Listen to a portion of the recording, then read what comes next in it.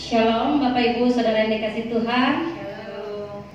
Selamat pagi, selamat beribadah ke rumah Tuhan, selamat datang ke rumah Tuhan.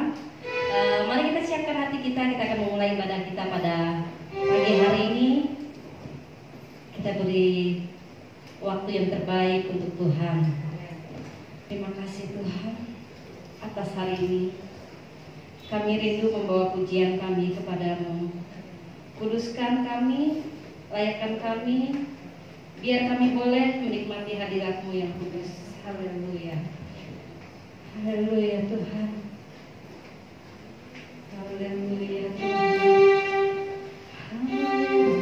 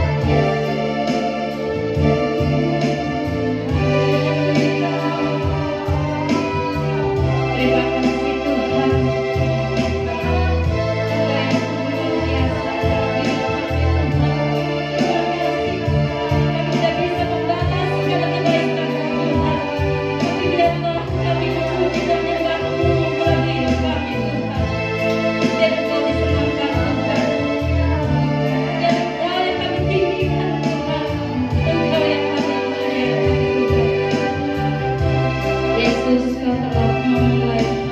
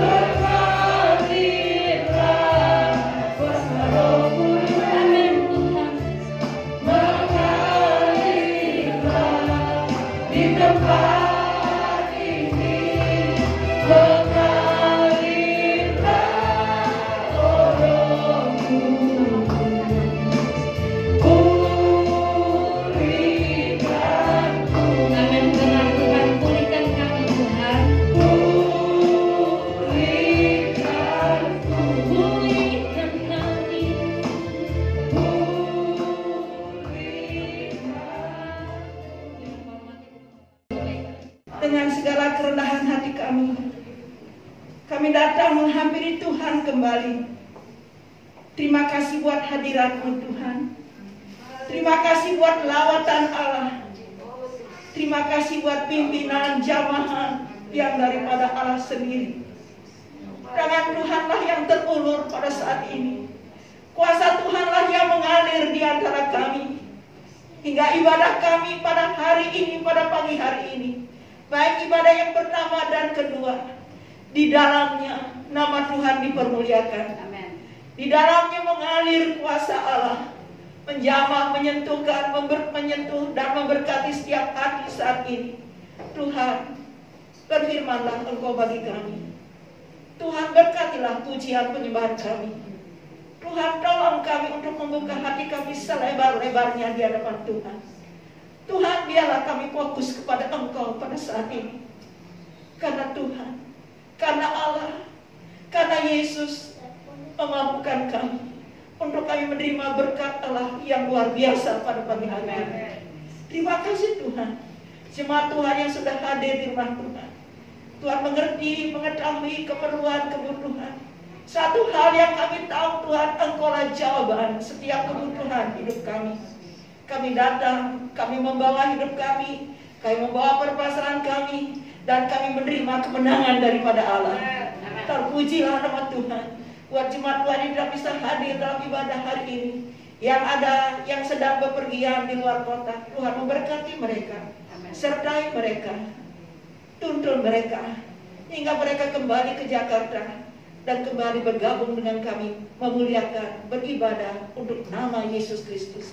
Terpujilah nama Tuhan. Dalam pengurapan Tuhan, WL Singer, pemain musik, begitu juga bagian multimedia dan hamba Tuhan yang akan menyampaikan kebenaran firman Allah. Mereka diurapi dengan kuasa Allah, kuasa kebangkitan yang hidup itu mengurapi mereka, sehingga mengalirlah kuasa Tuhan yang dahsyat. Ibadah kami memuliakan Allah. Haleluya, haleluya, haleluya.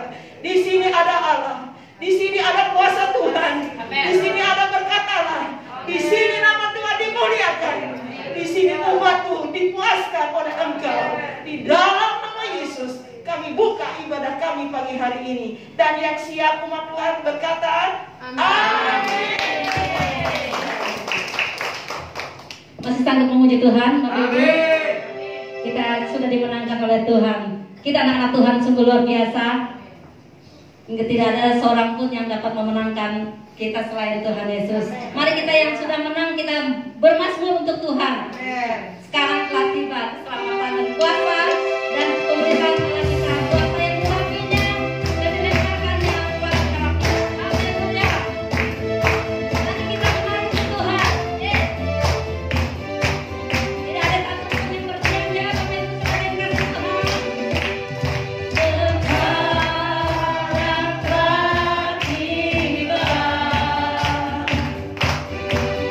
Keselamatan dan kuasa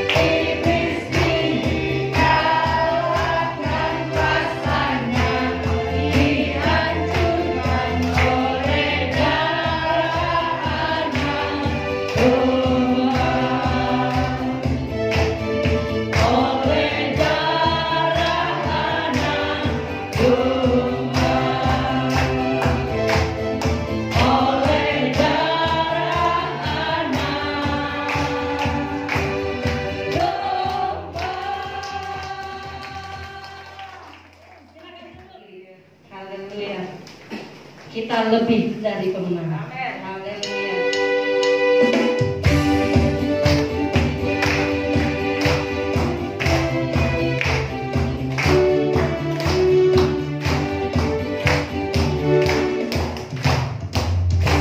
Lebih dari pemenang dalam segala perkara, iblis telah dikalahkan oleh kuasa darahnya. Janganlah di pihak kita, siapa dapat melawan? Kita lebih dari pemenang.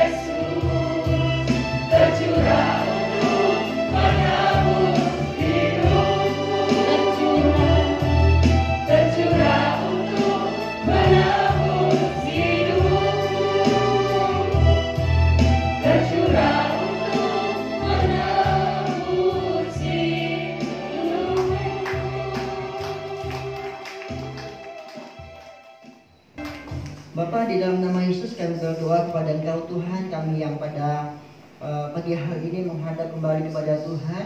Karena Tuhan yang menebus kami dengan darah anak-Mu yang tunggal Yesus, sehingga gada dan tongkat itu Tuhan yang melindungi kami, penghiburan kami bersama-sama dengan Tuhan.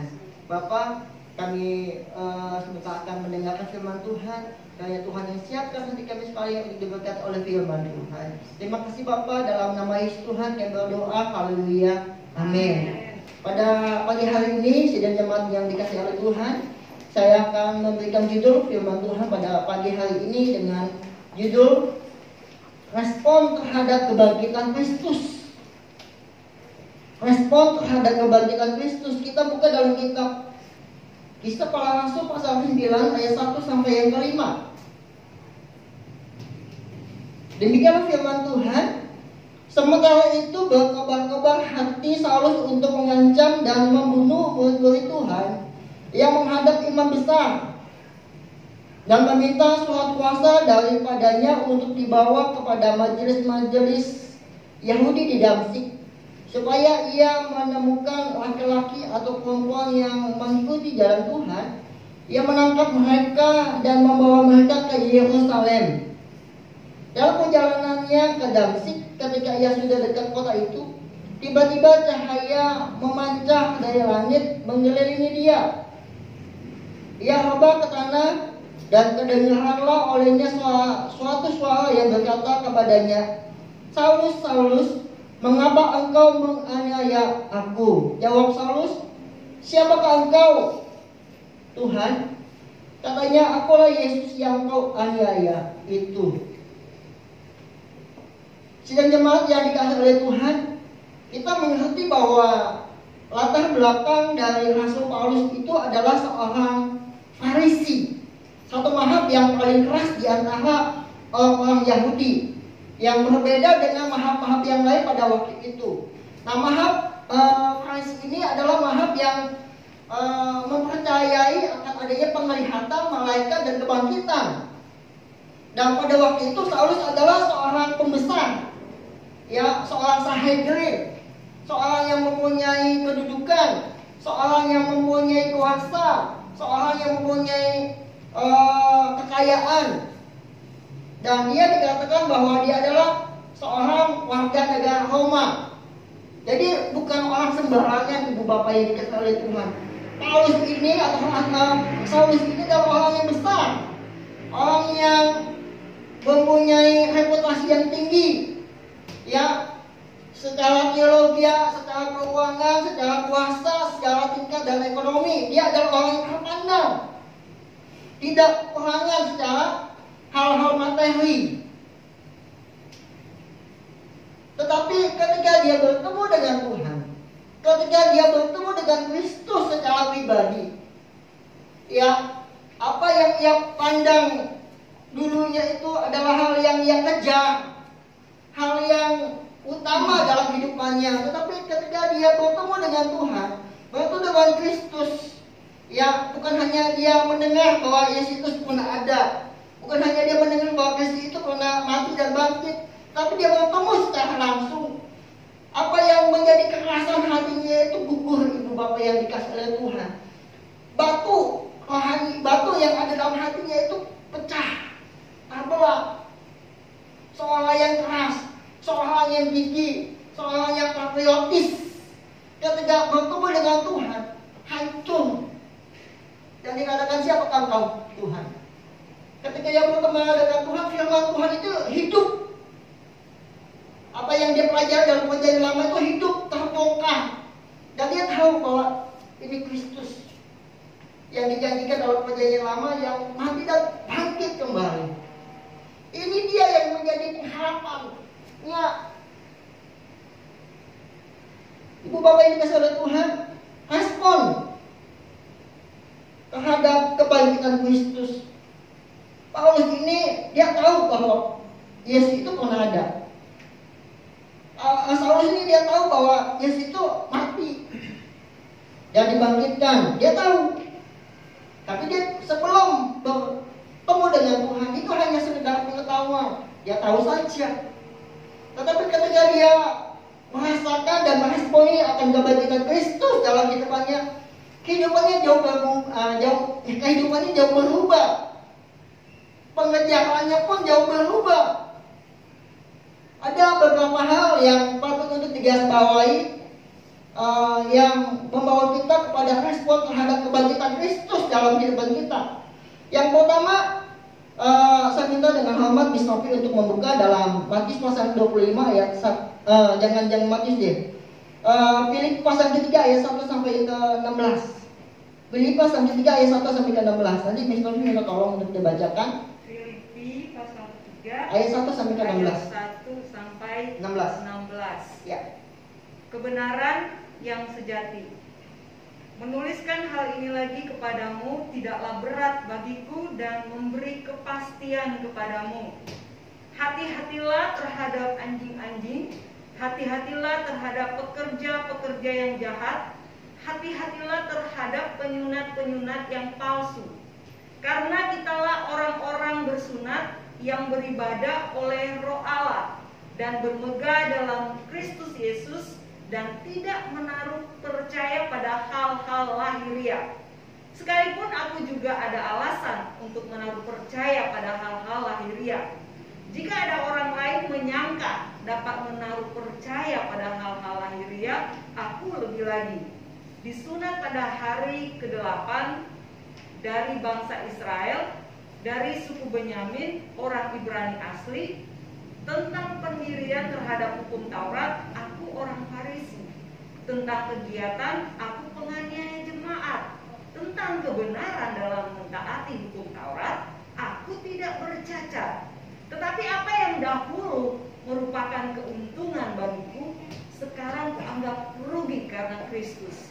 Malahan segala sesuatu kuanggap rugi karena pengenalan akan Kristus Yesus, Tuhanku, lebih mulia daripada semuanya. Oleh karena dialah aku telah melepaskan semuanya itu dan menganggapnya sampah, supaya aku memperoleh Kristus dan berada dalam dia bukan dengan kebenaranku sendiri karena mentaati hukum Taurat, melainkan dengan kebenaran karena kepercayaan kepada Kristus, yaitu kebenaran yang Allah anugerahkan berdasarkan kepercayaan. Yang kukehendaki ialah mengenal dia dan kuasa kebangkitannya dan persekutuan dalam penderitaannya, di mana aku menjadi serupa dengan dia dalam kematiannya, supaya aku akhirnya beroleh kebangkitan dari orang mati.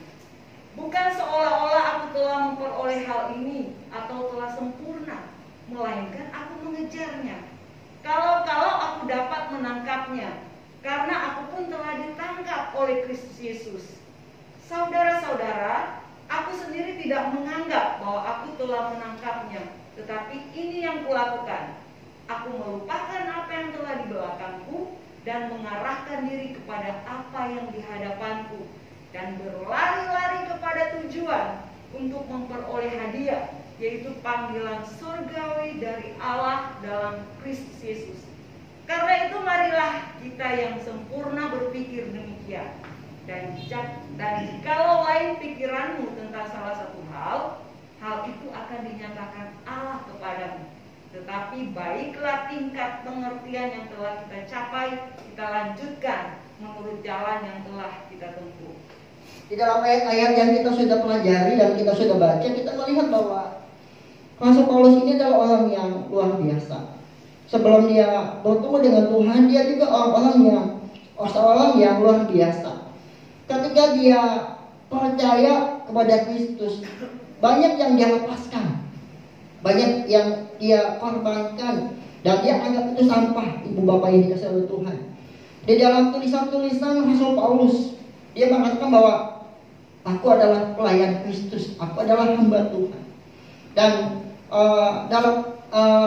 dalam bahasa Yunaninya, hamba itu doulos. Jadi seorang yang mempunyai hutang dan piutang, seorang yang berhutang dan tidak mampu untuk membayarnya. Dan Kristus itu adalah Tuhan yang membayar kehidupan Rasul Paulus itu pada perjanjian lama. yang tidak bisa dilakukan oleh Rasul Paulus, yang tidak bisa diperbuat oleh Rasul Paulus, itu dibuat oleh Yesus. Dia anggap bahwa kebenaran dalam perjanjian lama itu sampah, nggak bisa. Tetapi karena Kristus, dia dimerdekakan dan dia dibenarkan. Walaupun dia harus membuang latar belakangnya itu yang sungguh-sungguh luar biasa. Sebagai seorang bangsawan, sebagai seorang ya kalau bilang sekarang tuh milioner gitu ya, seorang yang punya reputasi, dia buang itu semua. Dan dia mengambil suatu keputusan untuk menjadi hamba Tuhan, menjadi hamba Kristus, dulos. Bukan karena terpaksa, ibu bapak ini dikasih oleh Tuhan, tetapi karena kerelaan, karena keikhlasan. Nah, kita bisa rasul ini, ibu bapak ini dikasih oleh Tuhan, ditulis oleh Lukas, pengikut daripada Rasul Paulus. Dan diperkirakan kita bisa rasul ini ditulis dalam perjalanan Rasul Paulus dan Lukas itu mengikutinya. Dan ketika Ananias itu mendengar suara Tuhan tentang Rasul Paulus bahwa dia akan banyak menderita karena nama Kristus, saya yakin Paulus pada waktu itu ketika dia bertemu dengan Ananias sebanyak bercerita tentang firman Tuhan kepadanya. Ananias juga berkata tentang perbuatan yang Allah nyatakan dalam kehidupannya.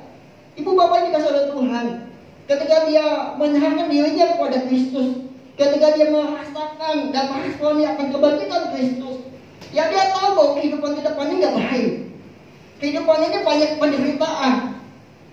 Ya, banyak penderitaan yang akan aku tunjukkan. Tuhan katakan kepadanya yang harus dia tanggung. Dia tahu reputasi belakangnya itu luar biasa. Tetapi ketika dia menjadi hamba Tuhan, ketika dia menyerahkan dirinya kepada Kristus, dia nggak pikir tentang belakangnya lagi.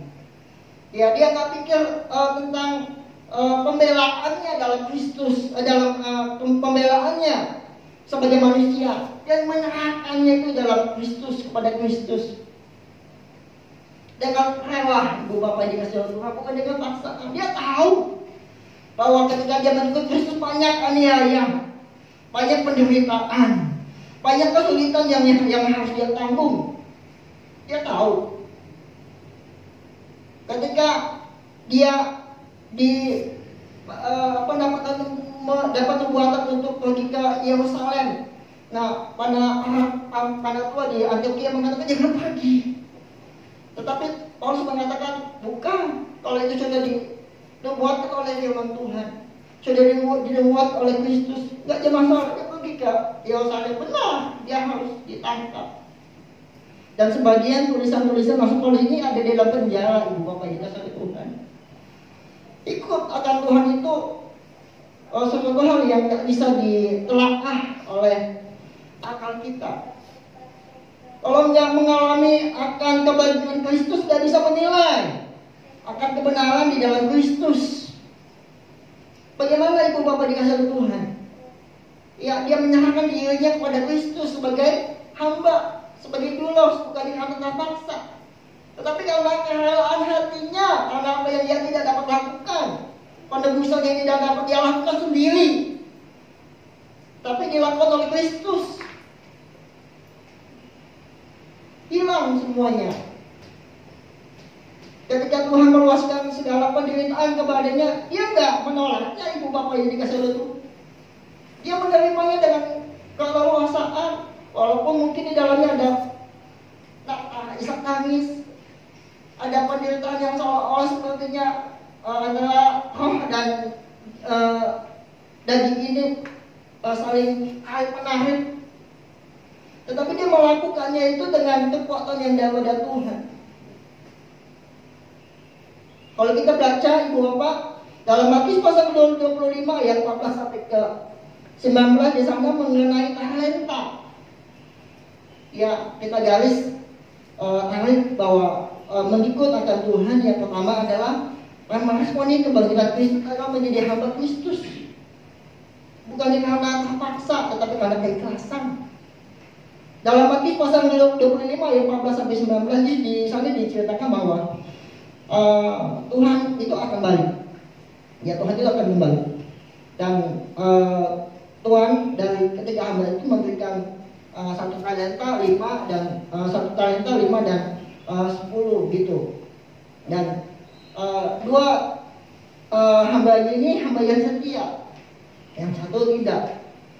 Nah, dalam ayat-ayat ini adalah hamba-hamba yang telah ditebus oleh Kristus. Ya, bukan ibarat bahwa orang Kristen itu semuanya itu meresponi akan kebahagiaan Kristus dengan baik.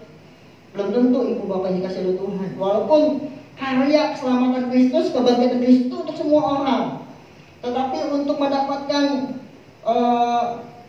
kuasa dari kebahagiaan Kristus itu tergantung kepada pribadi kita. Nah, yang mendapatkan 5 dan yang mendapatkan 2 talenta ini ibu bapak dikasih oleh Tuhan, dia menjalaninya dengan hati yang ikhlas di hadapan Tuhan, bukan karena paksaan. Dia lakukan itu, dia kerjakan itu, dia fokus dengan apa yang tuannya percayakan kepadanya, karena semuanya itu adalah titipan, harus dikembalikan kepada yang punya. Tetapi satu hamba yang punya 1 talenta ini tidak berpikir seperti itu. Dia melakukannya dengan terpaksa, malah dia melakukannya. Sepanjang perjalanan kita kepada Tuhan, mengenai motivasi kita mengiyakan Tuhan itu sangat penting, ibu bapak yang dikasih oleh Tuhan. Respon kita terhadap firman Tuhan ini, ya memang ada yang mengatakan bahwa firman Tuhan ini wajib bagi kita, memang benar. Tetapi dasar daripada kita kepada Tuhan dan Tuhan kepada kita adalah keikhlasan, bagaimana kita menjalaninya dengan kerelaan, menjalaninya itu dengan keikhlasan.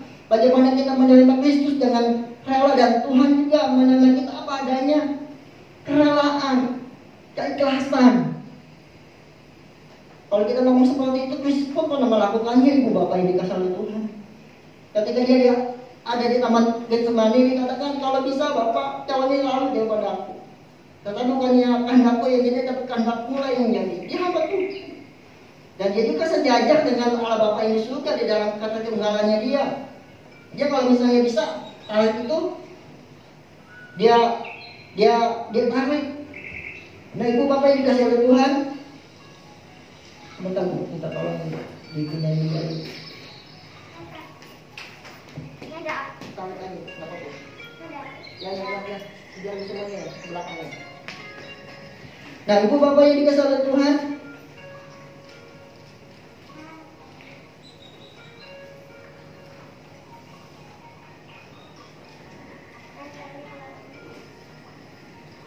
ya bagaimana kita meresponi akan kebahagiaan Kristus itu dalam kehidupan kita.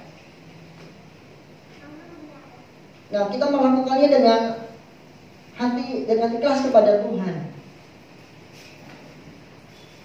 Bagaimana kita menjalani Kristen dengan hati yang terpaksa? Apakah itu menjadi berkat dalam kehidupan kita? Karena dia mengatakan jadi orang Kristen kok jadi nggak enak ya, nggak boleh rokok, terus apa lagi? Nggak boleh ke diskotik begitu, terus nggak boleh ini dan nggak boleh itu. Jadi dulunya bebas, sekarang kayaknya terpaksa, terhukum seperti itu. Nggak boleh ini, nggak boleh itu. Nah ibu bapak dikasih oleh Tuhan, kategori bukan itu lagi. Kategorinya itu adalah bagaimana kita membalas kebaikan Kristus dengan kita menggunakan waktu yang ada untuk memuliakan nama Kristus. Yang itu udah nggak penting lagi. Lalu kalau mau ngomong itu mah banyak, tapi tidak penting, jangan itu sampah semua. Dia mau menjadi hamba kok dengan rela, dengan ikhlas di hadapan Tuhan. Kalau kita katakan ya seperti kata Maria lah, pada aku adalah hambamu, jadilah menurut katamu itu. Jadi hidup kita ada dalam kehendak Tuhan, semaunya Tuhan, seturutnya Tuhan. Kita nggak punya hak diri atas diri kita lagi. Toh milik kita bukan milik kita. Diri kita tuh milik Kristus. Itu Tuhan atas diri kita. Mau diapain pun itu haknya Tuhan. Kita hanya bisa menerimanya saja, ibu bapak dikasih itu. Dan kita harus bersyukur dengan apa yang Tuhan berikan dalam kehidupan kita. Kita adalah hamba-hamba Tuhan. Kalau ada yang mengatakan bahwa kok nggak bisa begini, nggak bisa, ya kita harus mengecek kembali lah, kita ini siapa? Kita ini hamba. Emang punya apa? Gak punya apa-apa. Tetapi pemberian yang Allah berikan buat kita itu luar biasa. Pasti yang ke depan itu adalah hak milik kita. Ajaran Allah itu Allah berikan dalam hidup kita. Jalani dengan keikhlasan. Itu hal yang pertama. Hal yang kedua, ibu bapak yang dikasihi oleh Tuhan. Di dalam ayat-ayat ini juga dalam Filipi pasal 3 ayat 1 sampai ke 16, Paulus melihat sesuatu itu sebagaimana Kristus melihat. Kadang manusia melihat frustasi, ya, reputasi. Manusia melihat apalagi materi sebagai tolak ukur. Manusia melihat apalagi kekuasaan, level, kemampuan, skill dalam penilaian, dalam kompetensi, baik dalam dirinya, baik bagi orang yang lain. Dan itu menjadi hal yang umum dalam kehidupan kita. Hal yang umum dalam kehidupan bermasyarakat. Bagaimana kompetensi itu sebagai dasar, baik dalam usaha, dalam pendidikan, dalam lain sebagainya. Tetapi di dalam Tuhan itu enggak, ibu bapak yang dikasihi oleh Tuhan. Tuhan itu memilih kita bukan karena kita pintar. Tuhan itu memilih kita bukan karena kita berpotensi, bukan. Karena kita berreputasi, bukan. Tuhan memilih kita karena Dia itu cinta sungguh-sungguh kepada kita. Tuhan cinta kepada kita itu bukan karena kekayaan kita, bukan. Bukan karena kita baik, bukan. Tuhan melihat kita apa adanya dan Dia terima kita apa adanya. Dan kita ketika kita menjadi murid Kristus, dan ini yang Tuhan inginkan dalam kehidupan kita, sebagaimana Kristus menerima kita, sebagaimana Kristus melihat kita, dan juga kita harus melihat sesama kita sebagai orang yang percaya kepada Tuhan. Rasul Yakobus sebagai saudara Kristus, ketika dia menulis kitab Yakobus, dia memberikan nasihat baik kepada orang-orang yang kaya pada waktu itu, yang beribadah kepada Tuhan, atau orang-orang yang melayani pada waktu itu. Supaya apa? Supaya melihat jemaat, melihat sesamanya itu sebagaimana Kristus melihat. Tidak membedakan apakah dia kaya, apakah dia berreputasi, apakah dia itu berkuasa, memiliki jabatan dan lain sebagainya. Menerima satu dengan yang lain dengan tangan terbuka. Kadang memang ibu bapak dikasihi oleh Tuhan, ya kita harus sungguh-sungguh mengikut Tuhan sebagaimana ya kita melihat kepada Dia saja. Ya kalau kita melihat kepada banyak orang gitu ya, banyak mengecewakan ibu bapak yang dikasihi oleh Tuhan. Kadang-kadang kita melihat bahwa nggak seharusnya dia memandang seperti itu, memandang sesuatu dengan orang-orang yang menjadi orang-orang yang pemimpin, orang-orang yang mungkin orangnya itu seorang pengusaha, belum tentu. Kadang-kadang kan memang orang yang mempunyai pemikiran kalau dia usahanya berhasil, kalau dia menjadi bisnismen berhasil, dia menjadi pemimpin di dalam gereja yang berhasil juga, belum tentu. Bapak dikasih oleh apa yang dihitung di dalam dunia itu oke, luar biasa, di dalam Tuhan belum tentu kepake. Karena memang dimensinya berbeda. Berbeda. Di dalam Kristus, ibu bapak yang dikasihi oleh Tuhan, ya di dalam Kristus, hitungan itu rohani. Yang dikejar adalah hal-hal yang rohani, bukan hal-hal yang materi lagi. Untuk kedepannya adalah apa, ibu bapak dikasihi Tuhan, melihat segala sesuatunya itu dari sudut pandang Kristus melihat. Banyak yang harus kita pelajari ibu bapak dikasihi Tuhan.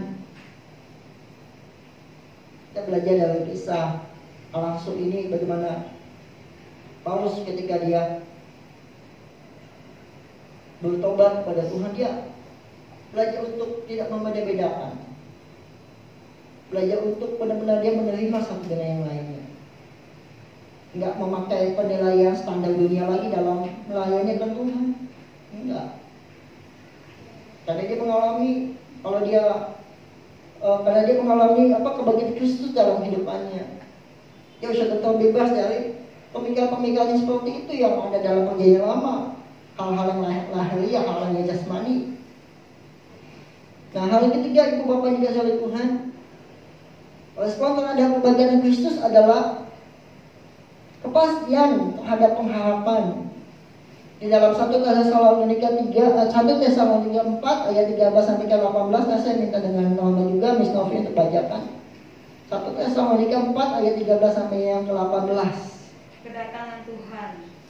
Selanjutnya kami tidak mau saudara-saudara bahwa kami tidak mengetahui tentang mereka yang meninggal, supaya kamu jangan berduka cita seperti orang-orang lain yang tidak mempunyai pengharapan.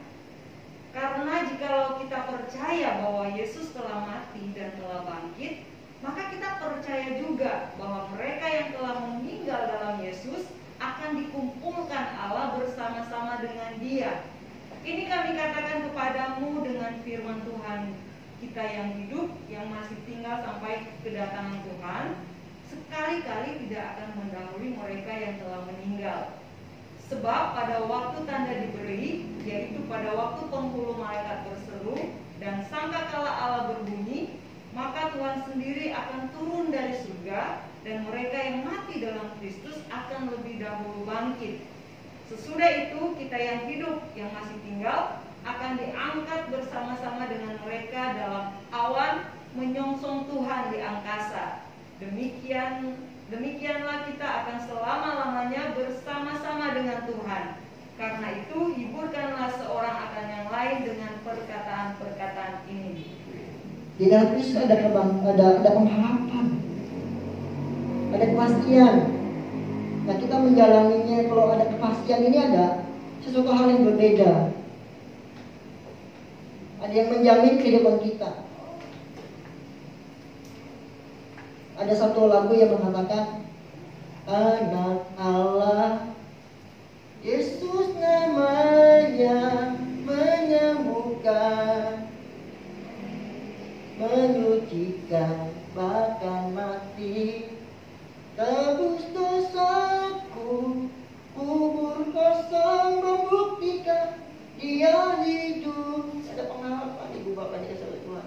Bab Dia hidup, ada hari esok, sebab Dia hidup.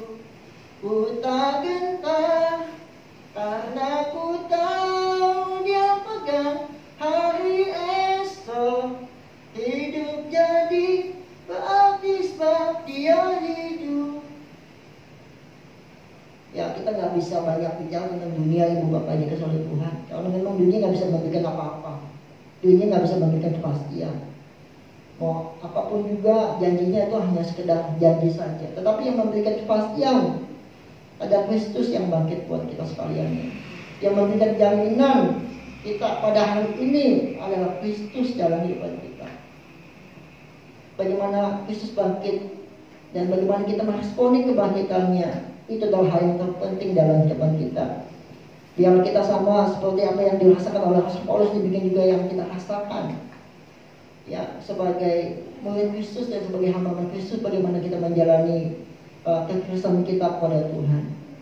Nah, Bapak dikasih Tuhan, kita mau menghibur diri bersama-sama. Kita nyanyikan lagu refresh saja, pelan saja. Sebab Dia hidup, ada hari esok, sebab Dia hidup. Ku tak gentar, karena ku tahu Dia pegang hari esok.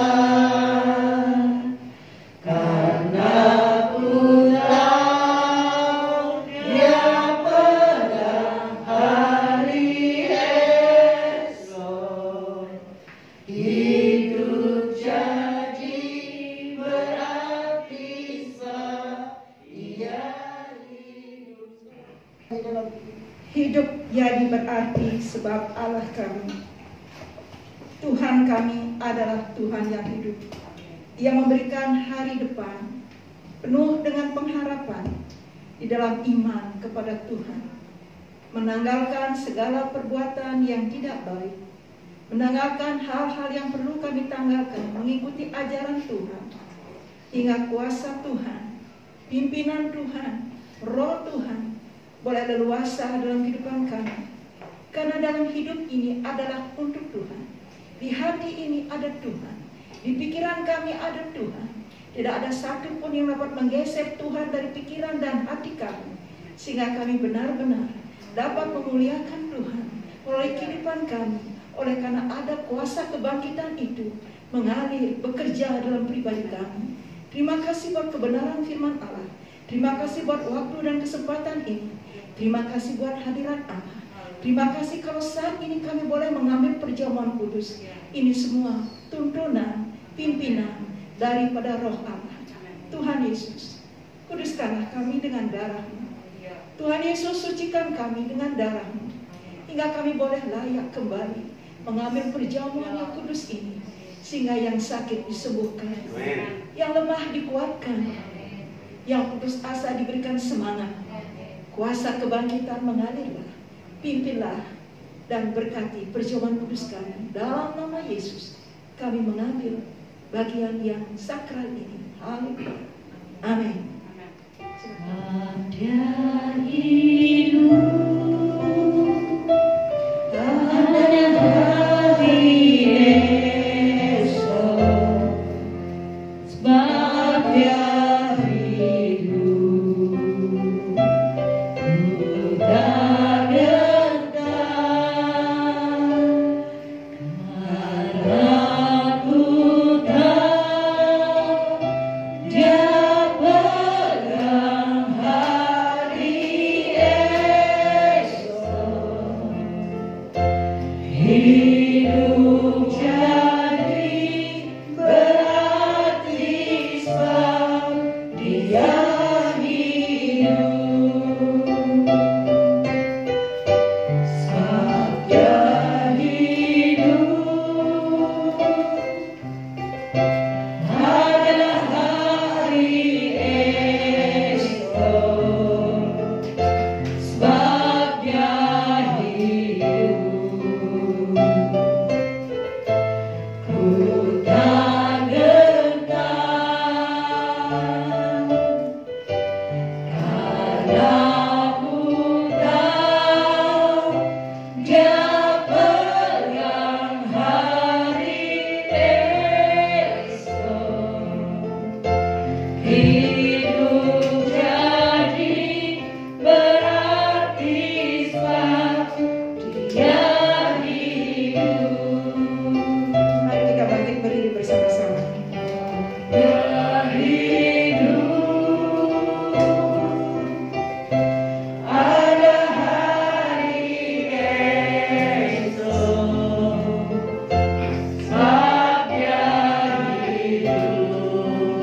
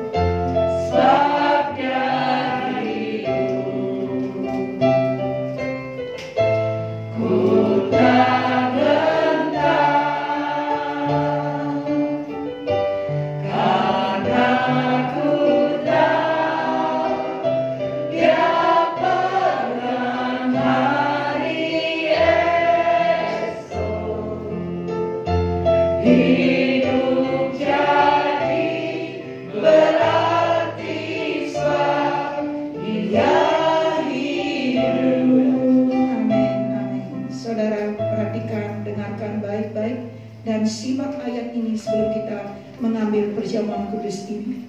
Sebab apa yang telah kuteruskan kepadamu telah aku terima dari Tuhan, yaitu bahwa Tuhan Yesus pada malam waktu ia diserahkan mengambil roti, dan sesudah itu ia mengucap syukur atasnya, ia memecah-mecahkannya dan berkata, inilah tubuhku yang diserahkan bagi kamu, perbuatlah ini menjadi peringatan akan aku.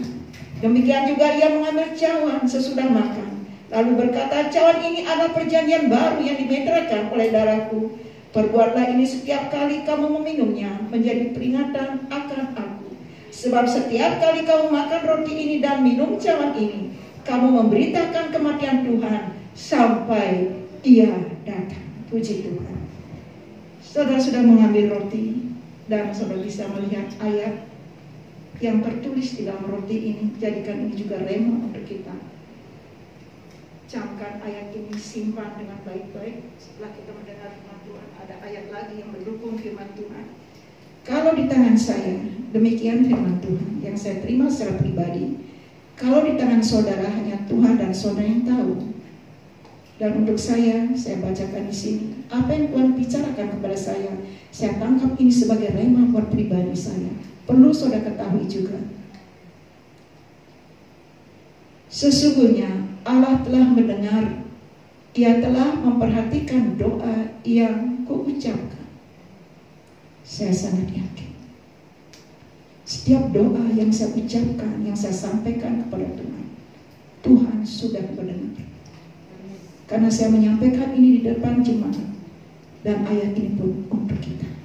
Setiap doa yang saudara naikkan pada hari ini, pagi hari ini, didengar oleh Tuhan, diterima oleh Tuhan, dan diberkati oleh Tuhan. Oleh sebab itu kita akan terima perjamuan kudus dengan hati yang bersyukur kepada Tuhan. Ya Tuhan, penjawab setiap doa kami. Di tangan kami ada roti yang melambangkan tubuh Kristus. Demikian Engkau bertanya kepada kami, dan sekarang kami boleh menjawab di dalam hadirat Allah. Bukankah roti yang dipecah-pecahkan ini adalah persekutuan dengan tubuh Kristus? Jikalau saudara mengamenkan, kita bersyukur di dalam nama Tuhan Yesus. Kita terima berkat ini. Betapa indahnya suasana yang begitu indah, hanya kita dapat temukan dalam hadirat Allah ketika kita bersekutu dengan Tuhan. Di tangan saudara sudah memegang air anggur melambangkan darah Yesus. Bukankah cawan di atasnya kita mengucapkan syukur adalah persekutuan dengan darah Yesus? Amin. Mari kita terima di dalam nama Yesus.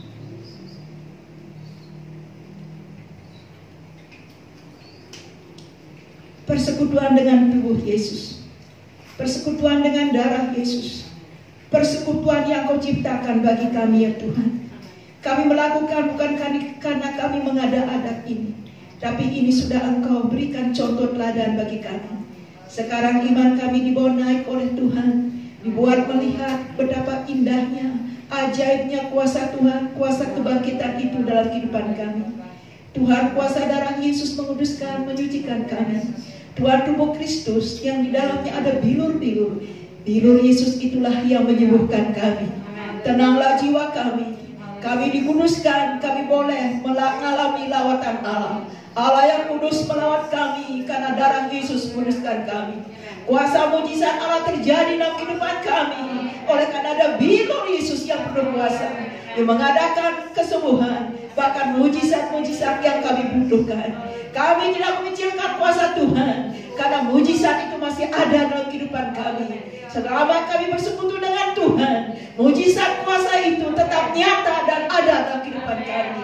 Di dalam pelayanan kami ada mujizat, dalam keluarga kami ada mujizat, dalam usaha pekerjaan kami ada mujizat. Ada kenaikan-kenaikan yang Tuhan berikan bagi kami. Bukan turun, tapi Engkau membawa kami bahkan menjadi kepala bukan ekor, oleh karena janji berkat Tuhan menyertai hidup kami. Terpujilah nama Tuhan. Persekutuan yang manis, yang indah di dalam kekuatan kuasa Allah melewati perjamuan kudus ini, kami diberkati oleh Tuhan. Dalam nama Yesus kami bersyukur ya Tuhan. Bersama-sama kita katakan amin. Beri kemuliaan kepada Tuhan. Haleluya. Puji Tuhan. Segala puji syukur hanya bagimu Tuhan, sebab Kau yang layak dipuja. Kami mau bersorak tinggikan nama-Mu. Haleluya.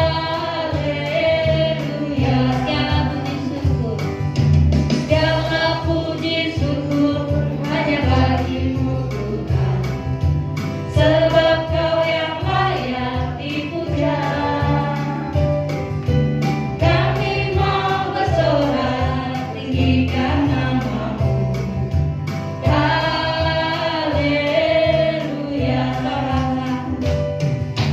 Soraklah haleluya, soraklah haleluya, haleluya.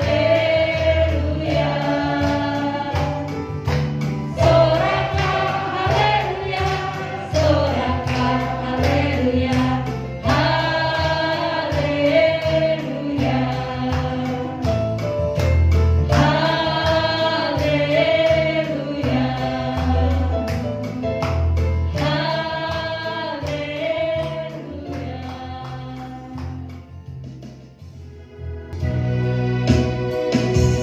Kau sungguh indah tiada taranya, sungguh menakjubkan, sungguh ajaib untuk dimengerti,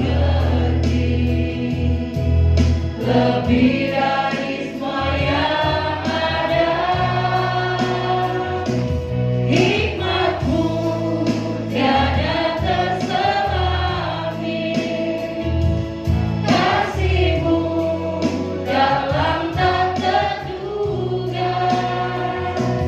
Kau sungguh indah tiada taranya, mulia dan berkuasa. Ku kagum hormat akan Engkau, ku kagum hormat akan Engkau. Kau Allah yang layak dipuji, ku kagum akan Engkau, ku kagum hormat akan Engkau, ku kagum hormat akan Engkau. Kau Allah yang layak dipuji, ku kagum akan Engkau, ku kagum akan Engkau, ku kagum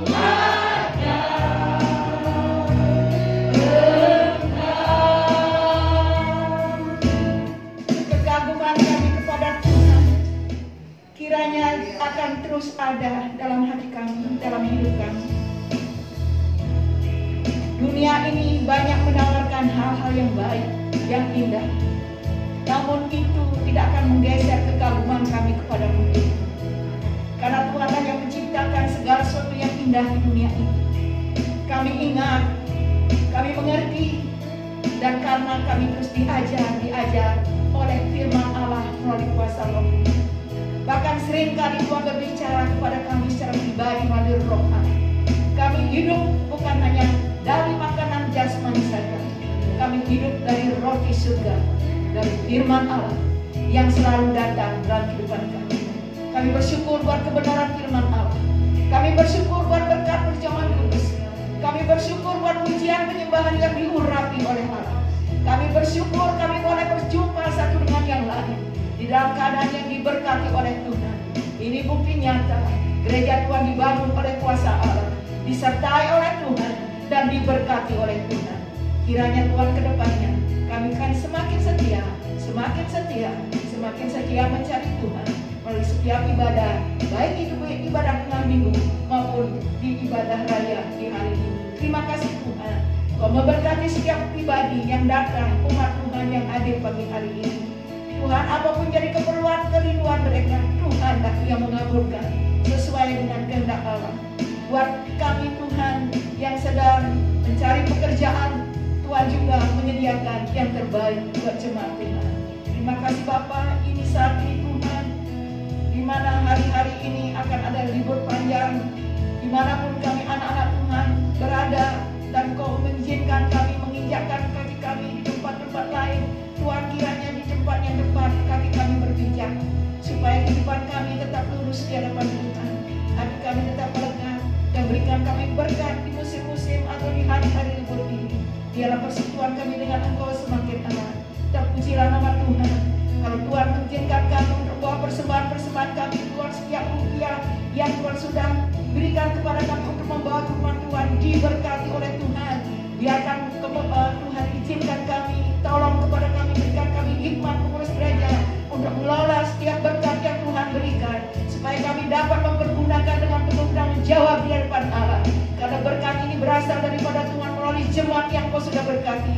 Kami bersyukur kepada Tuhan, karena setiap rupiah dibawa oleh jemaat Tuhan berasal daripada Tuhan. Tuhan pula memberkati keluarga mereka. Kecukupan keberkatan daripada Tuhan terus mengalir, sehingga mereka tetap setia dalam apa yang harus mereka lakukan sebagai anak Tuhan untuk membangun rumah Tuhan. Terpujilah nama Tuhan.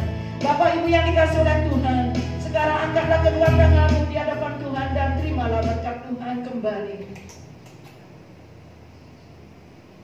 Kiranya kasih karunia daripada Allah Bapa di surga, damai sejahteranya, cinta kasih daripada Tuhan Yesus terus menjadi bagian saudara, dan Roh Kudus akan terus memimpin kehidupanmu untuk engkau mengenal, mengalami kuasa kebangkitan Allah yang dahsyat mulai saat ini dan sampai selama-lamanya. Hidupmu dituntun oleh kuasa Roh Kudus, kuasa yang dahsyat, kuasa yang mengadakan mujizat, kuasa yang terus menyertai hidupmu mulai sekarang sampai selama-lamanya. Engkau diberkati oleh Allah. Amin. Amin.